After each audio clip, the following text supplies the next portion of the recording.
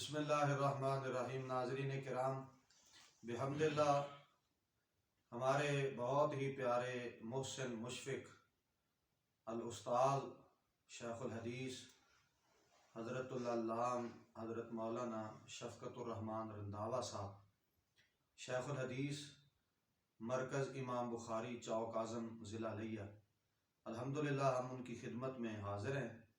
تو شیخ صاحب سے ہم درخواست کرتے ہیں ہمیں کچھ نصیحت بھی فرمائیں گے اور ہمارے لیے اللہ کو راضی کرنے کے لیے ہمیں کچھ نہ کچھ بیان بھی فرمائیں گے اور ناظرین تک پیغام محبت بھی پہنچائیں گے۔ تو ہم گزارش کرتے ہیں شیخ شفقت الرحمن رنداوا صاحب حفظہ اللہ تعالیٰ سے کہ وہ کچھ نہ کچھ واعظ و نصیحت فرمائیں۔ السلام علیکم ورحمۃ اللہ وبرکاتہ۔ الحمدللہ رب العالمین والعاقبۃ للمتقین والصلاۃ والسلام علی سید الانبیاء والمرسلین۔ صحیح البخاری اور صحیح مسلم میں سیدنا جابر بن عبداللہ الانصاری رضی اللہ تعالی عنہما کا واقعہ موجود ہے۔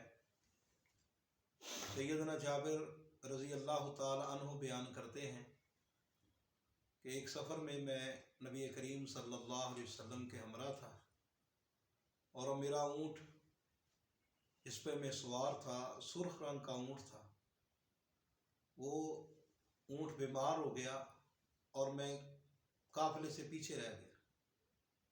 اور میں نبی کریم صلی اللہ علیہ وسلم نے پوچھا، جابر کیا بات ہے؟ میں نے عرض کی کہ اللہ کے نبی صلی اللہ علیہ وسلم میرا اونٹ تھک گیا ہے، بیمار ہو گیا ہے۔ کہتے نبی علیہ الصلوۃ والسلام اپنی سواری سے نیچے اترے، آپ کے ہاتھ میں ایک چھڑی تھی، آپ نے اس اونٹ کو لگائی اور اس کے لیے آپ نے برکت کی دعا بھی فرمائی۔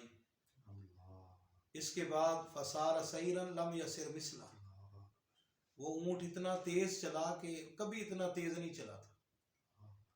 اور بیان کرتے ہیں کہ میں اس کو روکتا تھا تاکہ نبی علیہ السلام کی سواری سے آگے نہ بڑھے، وہ رکتا نہیں تھا۔ تو نبی علیہ السلام نے پوچھا، سناؤ اونٹ کا کیا بنا؟ تو میں نے کہا کہ اب بہتر ہے، اصابت ہو برکتہ کا، اے اللہ کے پیغمبر اس کو آپ کی برکت پہنچ گئی۔ کہتے ہیں نبی علیہ السلام نے فرمایا کہ اے جابر مجھے فروخت کر دو۔ تو میں نے عرض کی کہ اللہ کے رسول یہ آپ کا ہی ہے، آپ ویسے ہی لے لیں۔ تو آپ نے فرمایا نہیں، میں ایسے نہیں لوں گا، پیسوں سے لوں گا۔ آپ نے پھر فرمایا اس کو فروخت کر دو۔ تو میں نے پھر عرض کی کہ اللہ کے نبی یہ آپ کے لیے ہی ہے، آپ کا ہی ہے، آپ رکھ لیں۔ تو آپ نے پھر فرمایا کہ نہیں۔ کہتے ہیں ایک اوقیے میں اپنا نبی کریم صلی اللہ علیہ وسلم نے اس کو اپنا 40 اوقیے میں نبی کریم صلی اللہ علیہ وسلم نے اس کو خرید لیا۔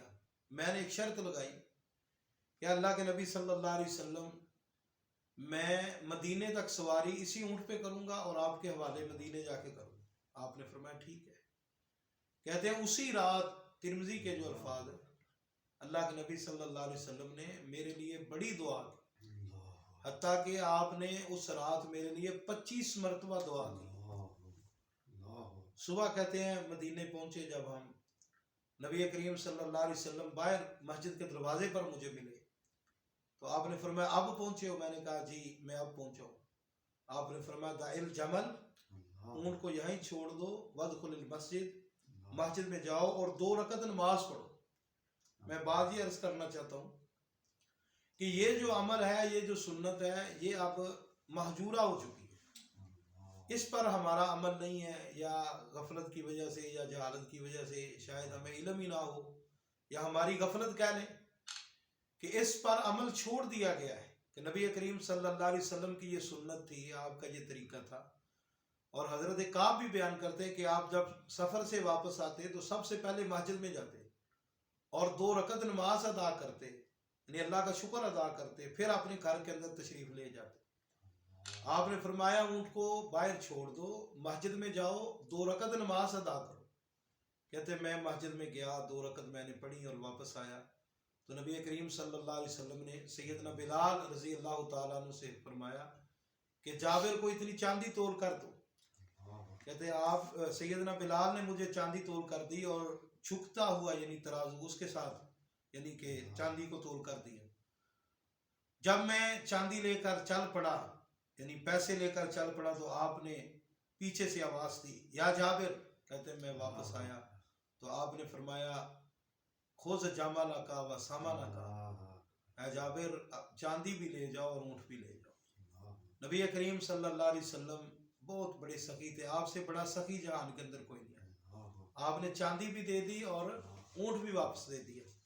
تو میرے بھائیوں اس سنت کو زندہ کرنے کی ضرورت ہے جو نبی کریم صلی اللہ علیہ وسلم کی سنت تھی. بہت ساری سنتیں ہیں جن پر عمل چھوڑ دیا گیا ہے. سنن مہجورہ اس نام سے کئی کتابیں بھی موجود ہیں. عبد المالک قاسم کی کتاب بھی ہے سنن مہجورہ، کون سی سنتیں ہیں جن پر عمل چھوڑ دیا گیا ہے، اس کا ترجمہ بھی ہو چکا ہے. وہ سنتیں جو چھوڑ دی گئی اس کتاب کو پڑھیں. اللہ تعالیٰ ہمیں نبی کریم صلی اللہ علیہ وسلم کی سنتوں پر عمل پیرا ہونے کی توفیق عطا فرمائے. وآخر دعوانا ان الحمد للہ رب العالمین.